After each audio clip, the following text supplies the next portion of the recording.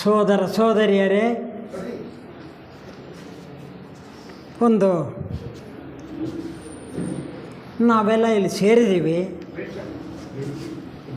ಯಾಕೆ ಸೇರಿದ್ದೀವಿ?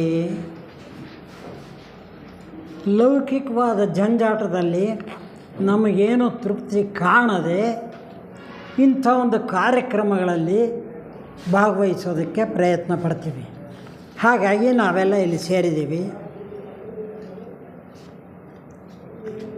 ಮನುಷ್ಯ ಸಾಮಾನ್ಯವಾಗಿ ಸುಖ ಪಡೆಯಲು ಪ್ರಯತ್ನ ಮಾಡ್ತಾನೆ. ಸುಖ ಅಂದರೇನು?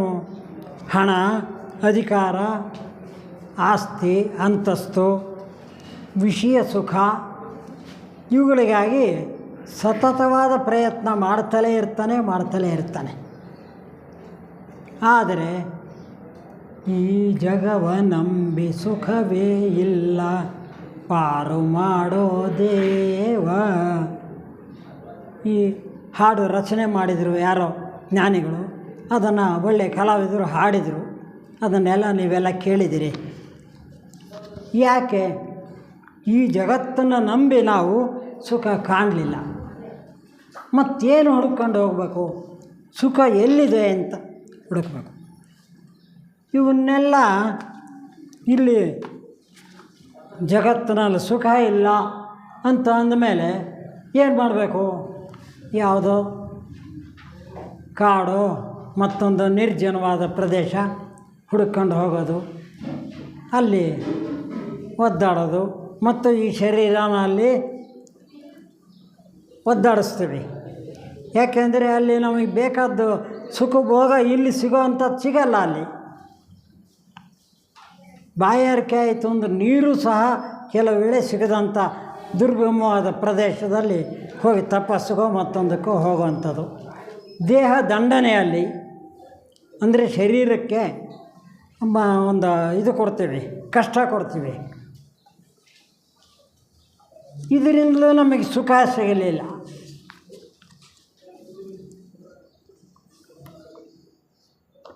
ಭಗವಾನ್ ಬುದ್ಧರು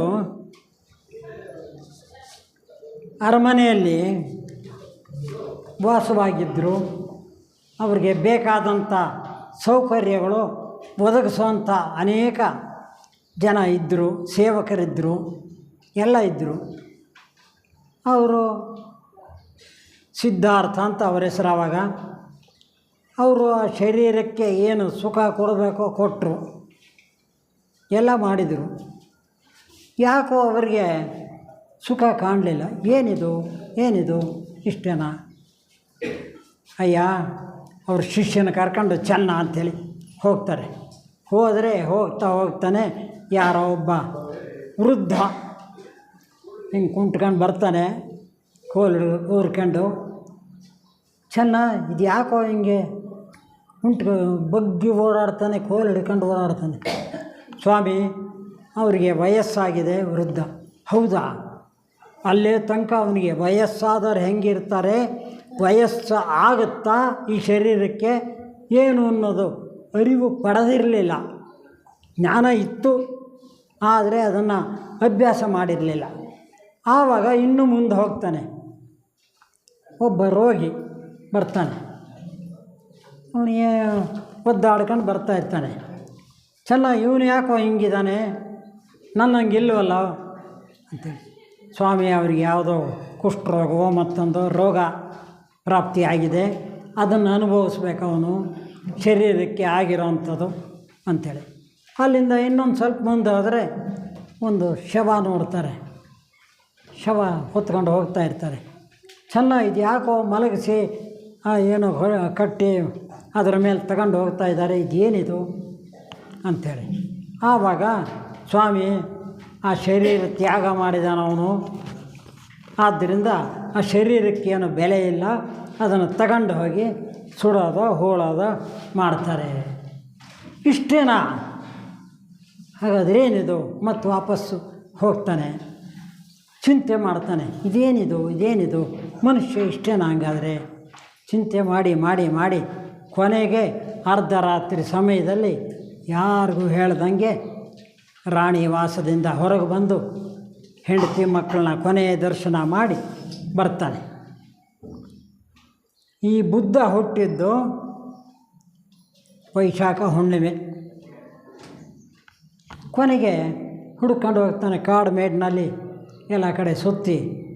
ಕೊನೆಗೆ ಯಾವುದೋ ಒಂದು ಮರದ ಕೆಳಗೆ ಕೂತ್ಕೊಂಡು ಸ್ವಲ್ಪ ಚಿಂತೆ ಮಾಡಿದಾಗ ಜ್ಞಾನ ಉಂಟಾಗುತ್ತೆ. ಅದೂ ಸಹ ವೈಶಾಖ ಹುಣ್ಣಿಮೆ. ಈ ರೀತಿ ಬುದ್ಧರ ಒಂದು ಜೀವನ ಚರಿತ್ರೆ. ಅವರು ಎಲ್ಲ ಅನುಭವಿಸಿದರು. ಇದೇನು ದುಃಖ, ಈ ಶರೀರಕ್ಕೆ ಏನು ತಾಪತ್ರಯ ಇದು, ಮತ್ತು ನಾನು ಕಾಡಿನಲ್ಲಿ ಬಂದು ಒದ್ದಾಡ್ತಾ ಇದ್ದರೆ ಇಲ್ಲೂ ನನಗೆ ಕಿರುಕುಳ, ಈ ಶರೀರಕ್ಕೇನೋ ಬಾಧೆ, ಮರದ ಕೆಳಗೆ ಕೂತ್ಕೊಂಡ್ರೆ ಇರುವೆ ಮತ್ತೊಂದು ಹುಳ ಹುಟ್ಟು ಬರ್ತವೆ, ಎಲ್ಲೂ ಸುಖವಿಲ್ಲಲ್ಲ, ಇದೇನು ಮಾಡಬೇಕಿದಕ್ಕೆ ಅಂಥೇಳಿ ಆವಾಗ ಒಬ್ಬಳು ಹೆಣ್ಣು ಮಗಳು ಬಂದು ಅವರಿಗೆ ಒಂದು ಉತ್ತಮವಾದಂಥ ಒಂದು ಪಾಯಸವನ್ನು ಕೊಡ್ತಾಳೆ. ಪಾಯಸವನ್ನು ಕೊಟ್ಟಾಗ ಅದನ್ನು ತೃಪ್ತಿಯಿಂದ ಪಡೆದು ಶರೀರ ದಂಡಿಸಿದ್ನಲ್ಲ, ಸಾಕಾಗಿತ್ತು. ಆವಾಗ ಅವನಿಗೆ ಏನೋ ಬೇಕಾಗಿತ್ತು. ಸರಿ, ಆ ಪಾಯಸವನ್ನು ಕುಡಿತಾನೆ. ಪಾಯಸವನ್ನು ಕುಡಿದ ಕೂಡಲೇ ಅವನಿಗೆ ಹೊಟ್ಟಿಗೆ ಅದು ಹೋದರೆ ಅದರ ಒಂದು ತೃಪ್ತಿ ಮನಸ್ಸಿಗೆ ಹೋಯಿತು. ಮನಸ್ಸಿನಿಂದ ಮೆದುಳಿಗೆ ಆ ಸಂಸ್ಕಾರ ತಲುಪಿದಾಗ ಅವನು ಯೋಚನೆ ಮಾಡ್ತಾನೆ, ಓಹೋ, ಇದು ಕಾಡಿನಲ್ಲೂ ಸಿಗಲ್ಲ, ಅರಮನೆಯಲ್ಲೂ ಸಿಗಲ್ಲ, ಮಧ್ಯಮ ಮಾರ್ಗದಲ್ಲಿ ನಾನು ಇದನ್ನು ಹುಡುಕಾಡಬೇಕು ಅಂಥೇಳಿ ಮಧ್ಯಮ ಮಾರ್ಗ ಏನದು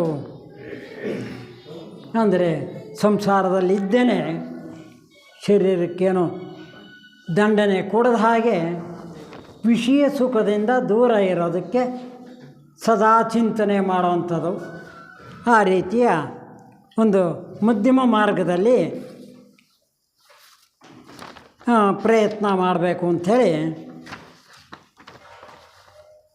ಕೊನೆಗೆ ಆತನ ಸಾಧನೆ ಯಾವ ಮಟ್ಟಕ್ಕೆ ಹೋಗುತ್ತೆ ಅಂದರೆ, ಚೆನ್ನಾಗಿ ಆಲೋಚನೆ ಮಾಡಿ ಮಧ್ಯಮ ಮಾರ್ಗದಲ್ಲಿ ಯಾವ ರೀತಿ ಇರಬೇಕು, ಏನು ಕತೆ, ಕಾಡಿಗೆ ಹೋಗಬೇಕೆ ಬೇಡವೇ, ಮನೆಯಲ್ಲಿ ಇರಬೇಕೆ ಬೇಡವೇ ಎಲ್ಲ ಚಿಂತನೆ ಮಾಡಿ ಕೊನೆಗೆ ಅವನ 5 ಜನ ಅವನ ಸ್ನೇಹಿತರಿಗೆ ಬೋಧನೆ ಮಾಡ್ತಾನೆ. ಬೋಧನೆ ಮಾಡಿ ಮಧ್ಯಮ ಮಾರ್ಗದಲ್ಲಿ ನಾವು ಜೀವಿಸಬೇಕು, ಇದನ್ನೇ ನಾವು ತತ್ವಗಳು ಬೇರೆಯವ್ರಿಗೂ ಸಹ ಹೇಳೋ ಪ್ರಯತ್ನ ಮಾಡಬೇಕು ಅಂಥೇಳಿ ಯೋಚನೆ ಮಾಡಿ ಆವಾಗ ಹೇಳೋದಕ್ಕೆ ಶುರು ಮಾಡ್ತಾನೆ. ಆ ಬೋಧನೆಗಳೇನು ಅವನ್ನು ನಾವು ಚಿಂತನೆ ಮಾಡಬೇಕೀಗ. 4 ಆರ್ಯ ಸತ್ಯಗಳು ಅಂಥೇಳಿ ಅವನ ಆಲೋಚನೆಗೆ ಹೊಳೆದಂಥವು ಬೋಧನೆ ಮಾಡ್ತಾ ಇದ್ದಾನೆ. ಮೊದಲನೇದರಲ್ಲಿ ದುಃಖ, ಎರಡನೇದು ದುಃಖಕ್ಕೆ ಕಾರಣ, ಮೂರನೇದು ದುಃಖಕ್ಕೆ ಕಾರಣ ಬಂದಮೇಲೆ ದುಃಖ ನಿವಾರಣೆ ಆಗಬೇಕಲ್ಲ, ದುಃಖ ನಿವಾರಣೆ. ಆಮೇಲೆ 4ನೇ ಸತ್ಯ, ದುಃಖ ನಿವಾರಣೆಗೆ ಉಪಾಯ ಏನು. ದುಃಖ ನಿವಾರಣೆ ಅಂತ ಅಂದು ಸುಮ್ಮನೆ ಕೂತ್ಕೊಂಡ್ಬಿಟ್ರೆ ನಿವಾರಣೆ ಆಗುತ್ತಾ, ಉಪಾಯ ಅದಕ್ಕೇನು ಅದನ್ನು ಹೇಳ್ತಾನೆ. ದುಃಖಕ್ಕೆ ಕಾರಣ ಏನು, ಬರ್ತೀನಿ, ಸ್ವಲ್ಪ ಲೇಟಾಗಿ ಬಂದಿದ್ದೀನಿ, ಉಪ್ಪಿಟ್ಟು ಸಿಕ್ಕಿಲ್ಲ, ಹೊಟ್ಟೆ ಹಸಿತಿದೆ ಅಂಥೇಳಿ ಮನಸ್ಸು ದುಃಖಕ್ಕೊಳಗಾದರೆ ಅದೇ ದುಃಖ. ಯಾವುದು ಆಸೆ, ಉಪ್ಪಿಟ್ಟಿನ ಮೇಲೆ ಆಸೆ, ಹೊಟ್ಟೆಗೆ 3 ದಿವಸ ಇಲ್ದಿದ್ದರೂ ಏನಾಗಲ್ಲ. ಅವನು ಯಾರೋ ಉಪವಾಸ ಮಾಡ್ತಿದ್ದಾನೆ, ಇವತ್ತೋ ನಾಳೆಗೆ ಮುಗಿಯುತ್ತೆ. ಯಾರು ಸರ್ ಅವರು ಉಪವಾಸ ಇದ್ದಾನೆ. ಹೀಗೆ ನಾವು ಉಪವಾಸ ಇದ್ದರೂ ಏನಾಗಲ್ಲ. ಆದರೆ ಆ ಆಸೆ ಅನ್ನೋದು ಮನುಷ್ಯನ ಸೆಳೆದು ಹಾಕುತ್ತೆ. ಅದೊಂದು ಬರೀ ತಿನ್ನೋ ವಿಚಾರ ಆಯಿತು, ಎಲ್ಲನೂ ಅಷ್ಟೇ. ಆಸೆಯಿಂದಲೇ ನಾವು ಕಷ್ಟಕ್ಕೆ ದುಃಖಕ್ಕೊಳಗಾಗೋದು. ಇದು ಆಸೆ ಇದ್ದಷ್ಟು ಮನುಷ್ಯನಿಗೆ ಅಪಾಯ ಇದ್ದಿದ್ದೆ. ಇನ್ನು ಸ್ವಲ್ಪ ಮುಂದುವರೆದ್ರೆ ಅಯ್ಯೋ ವಯಸ್ಸಾಯ್ತಲ್ಲ, ಹಲ್ಲು ಹೋಯ್ತಲ್ಲ, ಕಟ್ಟಿಸ್ಕೊಂಡಿದ್ದೀನಲ್ಲ, ಕಣ್ಣು ಆಪ್ರೇಷನ್ ಆಯ್ತಲ್ಲ, ಇದು ಕಾಣಲ್ಲ, ಕನ್ನಡಕ ಬೇಕು. ಆಪ್ರೇಷನ್ ಆಗಿದ್ದರೂ ಕೂಡ ನೀವೆಲ್ಲ ಕಾಣ್ತೀರ, ತೆಗೆದರೂ ಕೂಡ ಕಾಣ್ತೀರ ಚೆನ್ನಾಗಿ. ಇದು ಓದಬೇಕು ಅಂದರೆ ಕನ್ನಡಕ ಬೇಕು. ಇಷ್ಟು ದುಡ್ಡು ಕೊಟ್ಟು ಆಪ್ರೇಷನ್ ಮಾಡಿಸಿದ್ರೂ ಇಷ್ಟೇ ಇದ್ರಾಣೆ ಬರ. ಇನ್ನು ಕಿವಿ ನೀವೇನು ಬೈದರೂ ನನಗೆ ಕೇಳಿಸಲ್ಲ, ಇದು ತೆಗೆದುಬಿಟ್ರಂತ ಗೋವಿಂದ ಹೋಯಿತು. ಮುಪ್ಪು, ಇದೇ ಮುಪ್ಪು. ನನ್ನ ವೈಯಕ್ತಿಕ ಅನುಭವನೇ ಹೇಳ್ತಾ ಇದ್ದೀನಿ. ಇದನ್ನು ಪುರಂದರದಾಸರು ಭಾಳ ಚೆನ್ನಾಗಿ ಹೇಳಿದರು. ಮುಪ್ಪು ಬಂದಿತಲ್ಲ, ಪಾಯಸ ತಪ್ಪದೆ ಉಣಲಿಲ್ಲ, ತುಪ್ಪದ ಬಿಂದಿಗೆ ತಿಪ್ಪೆಯ ಮೇಲೆ ದೊಪ್ಪನೆ ಬಿತ್ತಲ್ಲ, ಮಾಡು ಸಿಕ್ಕದಲ್ಲ, ಮಾಡಿನ ಗೂಡು ಸಿಕ್ಕದಲ್ಲ, ಯೋಗ ಬಂದಿತಲ್ಲ, ಬದುಕು ವಿಭಾಗವಾಯಿತಲ್ಲ, ಭೋಗಿಸೇನ ಶ್ರೀ ಪುರಂದರ ವಿಠಲನ ಆಗ ನೆನೆಯಲಿಲ್ಲ, ಮಾಡು ಸಿಕ್ಕದಲ್ಲ, ಮಾಡಿನ ಗೂಡು ಸಿಕ್ಕದಲ್ಲ. ಚಿಕ್ಕ ವಯಸ್ಸಿನಲ್ಲಿ ಕಲ್ತ್ಕೊಳ್ಳಿಲ್ಲ, ಈಗ ಒದ್ದಾಡುತ್ತೆ. ಈ ವಯಸ್ಸಿನಲ್ಲಿ ಏನೂ ಆಗಲ್ಲ ಮಾಡೋಕ್ಕೆ, ಒದ್ದಾಡೋದಂತೂ ಬಿಡಲ್ಲ. ಇದು ನನ್ನ ವೈಯಕ್ತಿಕ ಅನುಭವ, ಎಲ್ಲರದ್ದು ಅನುಭವ ಇದೇನೆ. ಆದರೆ ಕೆಲವರು ಅದನ್ನು ಆಲೋಚನೆ ಮಾಡಲ್ಲ, ಅನುಭವಿಸ್ತಾ ಇರ್ತಾರೆ. ನನಗೆ ಹೇಗೆ ವಿಚಾರ ಬೇರೆ ಕೊಟ್ರಲ್ಲ, ತಲೆಗೇನೇನೋ ಹೊಳಿತು, ಬರ್ಕೊಂಡು ಬಂದೆ. ಇದು ಆಸೆ ಅನ್ನೋದೇ ದುಃಖಕ್ಕೆ ಮೂಲ. ಇದು ಸಾಕೆನ್ನ. ಈ ಆಸೆ ಅನ್ನೋದು ಬಿಡಬೇಕಲ್ಲ. ದುಃಖ ನಿವಾರಣೆ, ಆಸೆ ಕಾರಣವಾದ್ದರಿಂದ ದುಃಖ ನಿವಾರಣೆಗೆ ಆಸೆಗಳನ್ನು ಬಿಡುವುದೇ ಅದು ದೊಡ್ಡ ಉಪಾಯ. ಆದರೆ ಅದು ಅಷ್ಟು ಸುಲಭವಾ? ಪ್ರಶ್ನೆ ಹಾಕ್ಕೊಂಡ್ರೆ ಸುಲಭ ಅಲ್ಲ. ಅದಕ್ಕೆ ದುಃಖ ನಿವಾರಣೋಪಾಯ ಅಂಥೇಳಿ 4ನೇದು ಹೇಳಿದರು. ಇದಕ್ಕೆ ಅನುಭವಿ ಬುದ್ಧ ದೇವರು ಅಷ್ಟಾಂಗ ಆರ್ಯ ಪಥದಲ್ಲಿ ನೋಬಲ್ 8 ಫೋಲ್ಡ್ ಪಾತ್ ಅಂತ ಪರಿಹಾರವನ್ನು 8 ಮೆಟ್ಟಿಲುಗಳಲ್ಲಿ ಸೂಚಿಸಿದ್ದಾರೆ ಬುದ್ಧರು, ಭಗವಾನ್ ಬುದ್ಧರು. ಅವನ್ನು ಕ್ರಮವಾಗಿ ಹತ್ತಿ ಯೋಗ ಮಾರ್ಗದ ತುದಿಯಲ್ಲಿರುವ ಪರಮ ಗುರಿಯನ್ನು ತಲುಪಲು ಸಾಧ್ಯ. ಆದರೆ ಇವುಗಳ ಆಳವಾದ ಅಧ್ಯಯನದಿಂದ ಮಾತ್ರ ಸಾಧ್ಯ. ಯಾಕೆಂದರೆ 7 ಅಷ್ಟಾಂಗ ಆರ್ಯಪಥ 7 ಮೆಟ್ಲೇನೋ ಕಾಣಿಸ್ತು. ಏನು ಅವು? ಸಮ್ಯಕ್ ದೃಷ್ಟಿ, ಸಮ್ಯಕ್ ಕಲ್ಪನೆ 2ನೇದು, ಸಮ್ಯಕ್ ವಚನ 3, ಸಮ್ಯಕ್ ಕರ್ಮ 4, ಸಮ್ಯಕ್ ಆಜೀವ 5, ಸಮ್ಯಕ್ ವೀರ್ಯ 6, ಸಮ್ಯಕ್ ಸ್ಮೃತಿ 7, ಸಮ್ಯಕ್ ಸಮಾಧಿ 8 ಮೆಟ್ಲು ಕಾಂಡು. ಅರ್ಥವಾಯ್ತಾ? ನನಗೆ ಅರ್ಥವಾಗ್ತಿಲ್ಲ. ಇದು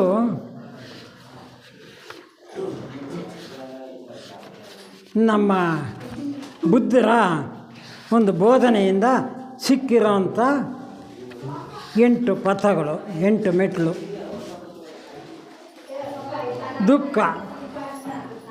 ದುಃಖನ ನಾವು ಮೊದಲನೇ ಸತ್ಯ ಇದು. ಈ ದುಃಖ 2 ವಿಧವಾದ್ದು. ದುಃಖ ಅಂದರೆ 2 ವಿಧ ಇದೆ. ಈಶ್ವರ ನಿಯಮಿತ ಒಂದು ಅಂದರೆ ನಾನು ನಾಗರಾಜಪ್ಪರಿದ್ದಂಗಿಲ್ಲ, ನಾರಾಯಣಪ್ಪರಿದ್ದಂಗಿಲ್ಲ, ನಾನಿದ್ದಂಗಿದ್ದೀನಿ. ಇದು ದೇವರನ್ನು ಸೃಷ್ಟಿ ಮಾಡಿರೋಂಥ ಶರೀರ, ಇದು ಈಶ್ವರ ನಿಯಮಿತ. 2ನೇದು ಮನುಷ್ಯಕೃತ.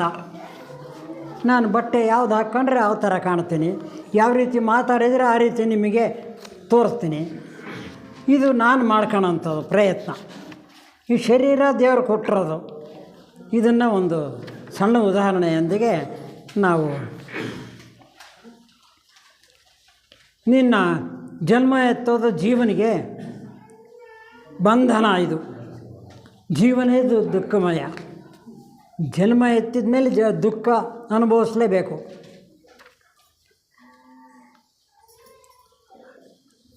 ಈ ರೀತಿ ದುಃಖ ಅನ್ನೋದು ನಾವು ಈ ರೀತಿ ಅರ್ಥ ಮಾಡ್ಕೋಬೇಕು. ಇದಕ್ಕೆ ದುಃಖ ಕಾರಣ ಅಂತ ಎರಡನೇದು ಹೇಳ್ತಾರೆ. ದುಃಖಕ್ಕೆ ಕಾರಣ ಆಸೆ ಅಂಥೇಳಿ ನಾವಾಗಲೇ ಅರ್ಥ ಮಾಡ್ಕೊಂಡ್ವಿ.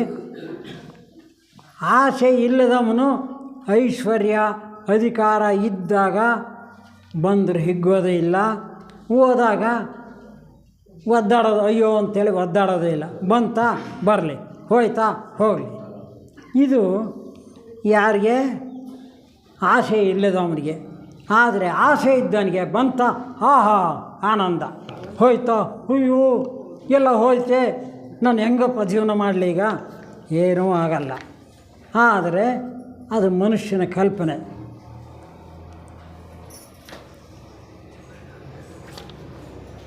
ಇನ್ನು ಇಂಥವು ಅನೇಕ ಕಾರಣಗಳು ನಾವೆಲ್ಲ ಆಲೋಚನೆ ಮಾಡಿದರೆ ನಮಗೆ ಹೊಳಿತವೆ. ಇರಲಿ, ನಾವು ಅದನ್ನು ಆಲೋಚನೆ ಮಾಡ್ಕೊಂತ ನಿಮಗೆ ವಿಚಾರ ಬಿಟ್ಬಿಡ್ತೀನಿ. ಅದು ಇನ್ನು ದುಃಖ ನಿವಾರಣೆ. ಆಸೆಯೇ ಕಾರಣ ಆದ್ದರಿಂದ ದುಃಖ ನಿವಾರಣೆ, ಆಸೆಗಳನ್ನು ಬಿಡೋದೇ ದೊಡ್ಡ ಉಪಾಯ. ಇದು ಅರ್ಥ ಮಾಡ್ಕೊಂಡ್ವಿ. ಇನ್ನು ದುಃಖ ನಿವಾರಣೋಪಾಯ ಇದರಲ್ಲೇ ಹೇಳಿರೋದು 4 ಸಮ್ಯಕ್ ದೃಷ್ಟಿ ಅವೆಲ್ಲ ಹೇಳಿದಾರಲ್ಲ. ನಿವಾರಣೋಪಾಯದಲ್ಲಿ 8 ಮೆಟ್ಲು. ಸಮ್ಯಕ್ ದೃಷ್ಟಿ ಅಥವಾ ನಂಬಿಕೆ ಅಂದರೆ ಸಮ್ಯಕ್ ದೃಷ್ಟಿ. ಕರೇಳಿಗೆ ಬರಪ್ಪ ಅಂತ ಯಾರೋ ಹೇಳಿದರು. ಕಣ್ಣು ಮುಚ್ಕೊಂಡು ನಾನು ಬಂದೆ, ಆಟೋ ಸಿಕ್ತು, ಬಂದೆ. ಏನದು? ಸುಮ್ಮನೆ ಬಂದೆ, ಇಲ್ಲಿ ಏನಿತ್ತೋ ಭಾಗವಹಿಸಿದೆ, ಹೋದೆ. ಇದು ಒಂದು ಕುರುಡು ನಂಬಿಕೆ ಅಂತ. ಆದರೆ ಕಾರಹಳ್ಳಿಗೆ ಯಾಕೆ ಹೋಗಬೇಕು, ಯಾಕೆ ಬರಬೇಕು ಸರ್ ಅಂತ ಕೇಳಿದಾಗ ಅಲ್ಲಿ ಥಿಯೋಸಫಿಕಲ್ ಸೊಸೈಟಿ ವ್ಯಾಸಂಗ ಇದೆ, ನಿಮಗೆ ಉತ್ತಮವಾದ ಒಂದು ಉಪನ್ಯಾಸಗಳು ಕೊಡುವಂಥವ್ರು ಬಂದಿದ್ದಾರೆ, ಅವರಿಂದ ನಿಮಗೆ ಏನಾದರೂ ಲಭಿಸ್ಬೋದು ಅಂಥೇಳಿ. ಇದು ನಂಬಿಕೆ, ಸಮ್ಯಕ್ ದೃಷ್ಟಿ, ಸಮ್ಯಕ್ ನಂಬಿಕೆ. ಈ ರೀತಿ ನಾವು ಯಾವುದೇ ಕೆಲಸ ಮಾಡಲಿ ಅದರಲ್ಲಿ ಇದು ಯಾಕೆ ಅಂತ ಪ್ರಶ್ನೆ ಹಾಕ್ಕೊಂಡು ಅದು ಸರಿಯಾ ಅಂಥೇಳಿ ಅಂದ್ಕೊಂಡು ಸರಿಯಾಗಿದ್ದಕ್ಕೆ ನಾವು ಪ್ರಯತ್ನ ಪಡೋದು ಅದು ನಂಬಿಕೆ. ಕುರುಡು ನಂಬಿಕೆ, ಕರೆದ್ರವರು ಹೋದೆ, ಅಲ್ಲಿಗೋದೆ ಇಲ್ಲಿಗೋದೆ, ಇದು ಕುರುಡು ನಂಬಿಕೆ. ಈ ರೀತಿ ಆಗಬಾರ್ದು ಅಂತ. ಇನ್ನು ಸಮ್ಯಕ್ ಕಲ್ಪನೆಗೆ ಹೋಗೋಣ. ಸಮ್ಯಕ್ ಕಲ್ಪನೆ ಇದಕ್ಕೆ 2 ಅರ್ಥ ಹೇಳ್ತಾರೆ. ನಾವು ಯಾವಾಗಲೂ ಸರಿಯಾದ ಉನ್ನತವಾದ ಘನವಾದ ವಿಷಯಗಳನ್ನೇ ಯೋಚಿಸಬೇಕು. ಕ್ಷುದ್ರವಾದ ದೈನಂದಿನ ಐಹಿಕ ವಿಷಯಗಳಲ್ಲಿ ಮನಸ್ಸಿಡಬಾರದು. ಇಲ್ಲಿ ಬಂದರು, ಸಮ್ಯಕ್ ಕಲ್ಪನೆಗೆ ಬಂದರು ಬುದ್ಧರು. ನೀವು ಲೌಕಿಕವಾದ ವಿಚಾರದಿಂದ ಆಧ್ಯಾತ್ಮದ ಕಡೆಗೆ ನೀವು ತಿರುಗಬೇಕು ಅಂಥೇಳಿ ಮಾಡೋ ಕೆಲಸ ಮಾಡಿರಿ. ಯಾಕೆಂದರೆ ಮಧ್ಯಮ ಮಾರ್ಗ ಮೊದಲೇ ಹೇಳಿಬಿಟ್ಟಿದ್ದಾರೆ. ನೀವು ಶರೀರಕ್ಕೆ ಬಾಧೆ ಕೊಡಬೇಡ್ರಿ, ಬೇರೆ ಕೆಲಸಗಳು ಮಾಡೋದು ಬಿಡಬೇಡ್ರಿ. ಆದರೆ ನಿಮ್ಮ ಆಲೋಚನೆ ಉತ್ತಮವಾಗಿರಬೇಕು. ಆಧ್ಯಾತ್ಮಿಕದ ದೃಷ್ಟಿಕೋನ ಇಟ್ಕೊಂಡು ಆ ಉನ್ನತವಾದ ಧ್ಯೇಯದಲ್ಲಿ ಲೀನವಾಗಬೇಕು. ಇನ್ನು 3ನೇದು ಸಮ್ಯಕ್ ವಚನ. ಇದಕ್ಕೂ 2 ಅರ್ಥ. ಏನು? ಬಂದೆ, ಏನಪ್ಪ ಹೇಗಿದೆಯಾ, ಹಾಂ ಆರಾಮ. ಮತ್ತಿನ್ನೇನೋ ಕೇಳಿದರು, ಮತ್ತೇನೋ ಹೇಳಿದೆ. ಸರಿ, ಏನು ಎಂತು ನಾನೇನು ಅವ್ರು ಏನು ಕೇಳಿದರು ಅರ್ಥ ಮಾಡ್ಕೊಂಡೆ, ನಾನು ಏನು ಹೇಳಿದೆ ನನಗೆ ಅರ್ಥವಾಗಿದೆಯಾ ಅಂದರೆ ಏನೋ ಅವ್ರು ಕೇಳಿದರು, ನಾನು ಏನೋ ಹೇಳಿದೆ. ಇದು ಮಾಮೂಲಿ. ನಾವು ಅದನ್ನು ಬಿಟ್ಟು ಒಳ್ಳೆಯ ವಿಚಾರದ ಬಗ್ಗೆನೇ ನಾವು ಆಲೋಚನೆ ಮಾಡಿದಾಗ ಆವಾಗ ನಮ್ಮ ತಿಳುವಳಿಕೆ ಮಟ್ಟವೇ ಬೇರೆ ಹೋಗುತ್ತೆ, ನಮ್ಮ ಮಾತುಗಳೇ ಬೇರೆ ರೀತಿ ಇರ್ತವೆ. ಅದು ಬಿಟ್ಟು ಕಾಡು ಹರಟೆ ಹೊಡೆಯೋದು, ಇನ್ನೇನೋ ಮಾಡೋದು, ಇದೆಲ್ಲ ಮಾಡಬಾರ್ದು. ಸಮ್ಯಕ್ ವಚನ ಅಂದರೆ ಈ ರೀತಿ ಒಳ್ಳೆಯ ಮಾತು ಮಾತಾಡ್ತಾ ಇರಬೇಕು. ಒಳ್ಳೆಯ ಉತ್ತಮವಾದ ಹಾಡುಗಳು 3 ಕೇಳಿಸಿದ್ರು ನಮಗೆ ಪುಣ್ಯಾತ್ಮರವ್ರು ಯಾರೋ, ಅವರಿಗೆ ದೇವರು ಒಳ್ಳೇದು ಮಾಡಲಿ. ಎಲ್ಲ 4ನೇದು ಸಮ್ಯಕ್ ಕರ್ಮ. ಸಂಕಲ್ಪ, ಮಾತು, ಕಾರ್ಯ ಈ ಮೂರು ಒಂದರಿಂದ ಒಂದು ಸ್ವಾಭಾವಿಕವಾಗಿ ಬರೋದರಿಂದ ನಮ್ಮ ಸಂಕಲ್ಪಗಳು ಯಾವಾಗಲೂ ಪರಿಶುದ್ಧವಾಗಿದ್ದರೆ ನಮ್ಮ ಮಾತು ದೋಷರಹಿತವಾಗಿರುತ್ತೆ. ಯಾಕೆಂದರೆ ನಾವು ಮನಸ್ಸಿನಲ್ಲಿರೋದನ್ನೇ ಮಾತನಾಡ್ತೀವಿ. ಮನಸ್ಸು ಪರಿಶುದ್ಧವಾಗಿದ್ದರೆ ಮಾತ್ರ ನಾವು ಮಾಡೋಂಥ ಕಾರ್ಯವೂ ಒಳ್ಳೆಯದಾಗತ್ತೆ, ಮಾತಾಡುವಂಥ ಮಾತುಗಳು ಉತ್ತಮವಾಗಿರ್ತವೆ. ಈ ರೀತಿ ಸಮ್ಯಕ್ ಕರ್ಮ ನಾವು ಮಾಡೋ ಕೆಲಸಗಳು ಸಹ ಉತ್ತಮವಾಗಿರಬೇಕು, ಒಳ್ಳೆಯ ಕೆಲಸಗಳೇ ಮಾಡಬೇಕು. ಇನ್ನು ಸಮ್ಯಕ್ ಆಜೀವ, ಸಾಮಾನ್ಯವಾಗಿ ಸಮ್ಯಕ್ ಆಜೀವ ಅಂದ ಕೂಡಲೇ ನಮಗೆ ಬೇಗ ಅರ್ಥವಾಗಲ್ಲ. ಅದನ್ನು ಸರಳವಾಗಿ ಅರ್ಥ ಮಾಡಿಸಿ ಜೀವನ ಮಾಡೋದು ನಾವು ಜೀವಿಸ್ತೀವಲ್ಲ, ಅದೇ ಸಮ್ಯಕ್ ಆಜೀವ. ಜೀವನೋಪಾಯಕ್ಕಾಗಿ ನಾವು ಬೇರೆಯವರಿಗೆ ತೊಂದರೆ ಕೊಡದಂಗೆ, ಬೇರೆಯವರ ಪದಾರ್ಥಗಳು ಅಪಹಾರ ಮಾಡದಂಗೆ ನಮಗೆ ದೇವರು ಯಾವ ರೀತಿ ಶಕ್ತಿ ಕೊಟ್ಟಿದ್ದಾನೆ ಉತ್ತಮವಾದ ಮಾರ್ಗದಲ್ಲಿ ಆ ರೀತಿ ನಾವು ದುಡಿಮೆಯನ್ನು ಮಾಡಿಕೊಂಡು ಜೀವನ ನಡೆಸಬೇಕು. ಅದನ್ನು ಸಮ್ಯಕ್ ಆಜೀವ ಅಂಥೇಳಿ ಹೇಳ್ತಾರೆ. ಇನ್ನು ಸಮ್ಯಕ್ ವೀರ್ಯ. ಸಮ್ಯಕ್ ವೀರ್ಯ ಅಂದರೆ ಏನಪ್ಪ? ಅದು ಪ್ರಯತ್ನ ಭಾಳ ಮುಖ್ಯ. ಇದು ಬೇರೆಯವರಿಗೆ ಕೇಡುಂಟು ಮಾಡದಂಗೆ ಇದ್ರೆ ಮಾತ್ರ ಒಳ್ಳೆಯರಾಗಲ್ಲ. ನಾವು ಯಾವಾಗಲೂ ಒಳ್ಳೆಯ ಕಾರ್ಯದಲ್ಲಿ ನಿರತರಾಗಿರಬೇಕು. ಬೇರೆಯವ್ರಿಗೆ ಕೇಡುಂಟು, ಪಕ್ಕದಲ್ಲಿ ಇರೋರಿಗೆ ಕೇಡುಂಟು ಮಾಡಲಿಲ್ಲ, ಆದರೆ ಒಳ್ಳೇದೇನು ಮಾಡಿದೆ ನೀನು? ಅವ್ರಿಗೇನಾದರೂ ಒಳ್ಳೇದು, ಅವ್ರು ಸರಿಯಾಗಿ ಕೂತಿಲ್ಲ, ಅವ್ರಿಗೆ ಜಾಗ ಕೊಡಬೇಕು, ಇನ್ನೇನೋ ಒಂದು ಅವ್ರಿಗೇನು ಬೇಕೋ ಅನ್ನೋದು ಆಲೋಚನೆ ಮಾಡಬೇಕು. ಇದು ಸಮ್ಯಕ್ ವೀರ್ಯ. ಈ ರೀತಿ ನಮಗೆ ದೇವರು ಕೊಟ್ಟಿರುವಂಥ ಶಕ್ತಿನ ಈ ರೀತಿ ಬಳಸಬೇಕು. ಇನ್ನು ಸಮ್ಯಕ್ ಸ್ಮೃತಿಗೆ ಹೋಗೋಣ. ಅನೇಕರು ಬುದ್ಧದೇವನ ಅನುಯಾಯಿಗಳು ಅವರ ಪೂರ್ವ ಜನ್ಮದ ಸ್ಮೃತಿಯನ್ನೇ ಅರ್ಥ ಮಾಡ್ಕೊಂಡಿದ್ದಾರೆ. ಆದರೆ ನಮಗೆಲ್ಲ ಆ ಶಕ್ತಿ ಇಲ್ಲ. ಆದ್ದರಿಂದ ಬಾಲ್ಯದ ನೆನಪು ನಾವು ಮಾಡ್ಕೊಂಡ್ರೆ ಸಾಕು. ಬಾಲ್ಯದ ನೆನಪು ಮಾಡ್ಕೊಂಡ್ರೆ ಅಷ್ಟೇ, ಅದೇ ನಮ್ಮ ಪುಣ್ಯ ಅಂತ. ಜೀವನ ಸಾಗ್ತಾ ಸಾಗ್ತಾ ಸಾಗ್ತಾ ಎಲ್ಲ ಮರ್ತೋಗಿರುತ್ತೆ.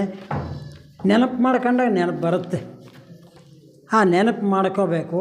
ಅದರಲ್ಲಿ ಏನಾರು ತಪ್ಪು ಮಾಡಿದ್ದೀನ ಅದು ಮಾಡಬಾರ್ದು, ಸರಿಯಾದ ರೀತಿ ನಾನು ಜೀವನ ಮಾಡಬೇಕು ಅನ್ನೋದಕ್ಕೆ ತಿಳುವಳಿಕೆಗೆ ಸಮ್ಯಕ್ ಸ್ಮೃತಿ. ಬಾಲ್ಯದ ತನಕ ಬೇಡ, ನೆನ್ನೆ ನಾನೇನು ತಪ್ಪು ಮಾಡಿದೆ ಅನ್ನೋದನ್ನು ಸಹ ನಾವು ಆಲೋಚನೆ ಮಾಡೋದಲ್ಲಿ ಇದ್ದರೆ ಇವತ್ತು ಮುಂದೆ ನಾವು ಜೀವನ ಹೆಂಗೆ ಮಾಡ್ತೀವಿ, ಇವತ್ತು ಹೆಂಗೆ ಜೀವಿಸ್ತೀವಿ, ಇದು ಕಷ್ಟ ಆಗುತ್ತೆ. ಅದಕ್ಕೋಸ್ಕರ ನೆನ್ನೆಯ ನೆನಪು, ಸರಿ ತಪ್ಪು ಇದನ್ನು ದಿವಸ ಮಲಗಬೇಕಾದ್ರೆ ಬೆಳಗ್ಗೆ ಎದ್ದು ಕೂಡಲೇ ಮಾಡ್ಕೋಬೇಕು ಅಂತ ಹಿರಿಯರೆಲ್ಲ ಹೇಳ್ತಾರೆ. ಇದು ಈ ರೀತಿ ಸ್ಮೃತಿ ಪಟಲದಲ್ಲಿ ಇರಬೇಕು ವಿಚಾರ. ಇನ್ನು ಕೊನೆಯದಾಗಿ ಸಮ್ಯಕ್ ಸಮಾಧಿ ಹೋಗೋಣ. ಸಮ್ಯಕ್ ಸಮಾಧಿ ಅಂದಾಗ ಇವೆಲ್ಲದರ ತಿಳುವಳಿಕೆಯನ್ನು ಪಡೆದು ನಾವು ಇವೆಲ್ಲವನ್ನು ನಾವು ಅನುಭವಿಸ್ತಾ ಈ ಎಲ್ಲ 7 ಏನು ಅಷ್ಟಾಂಗ ಪಥದಲ್ಲಿ ಹೇಳಿದ್ದಾರೆ, 7 ಮೆಟ್ಲಿಗೆ ಹತ್ತಿ ಕೊನೆಯ ಮೆಟ್ಲು ಸಮಾಧಿ ಸ್ಥಿತಿ. ಸಮಾಧಿ ಅಂದರೆ ಆ ಪರಮಾತ್ಮನ ಚಿಂತನೆಯಲ್ಲಿ ಐಕ್ಯವಾಗುವಂಥದ್ದು. ಇಂಥ ಒಂದು ಉತ್ತಮವಾದ ಬೋಧನೆಯನ್ನು ಕೊಟ್ಟಂಥ ಬುದ್ಧರಿಗೆ ನಮನಗಳನ್ನು ಸಲ್ಲಿಸುತ್ತಾ ನಾನು 2 ಮಾತುಗಳನ್ನು ಮುಕ್ತಾಯ ಮಾಡ್ತೇನೆ. ಧನ್ಯವಾದಗಳು. ಈಗ ತಾವು ಇರೋ ಕಡೆಗೇ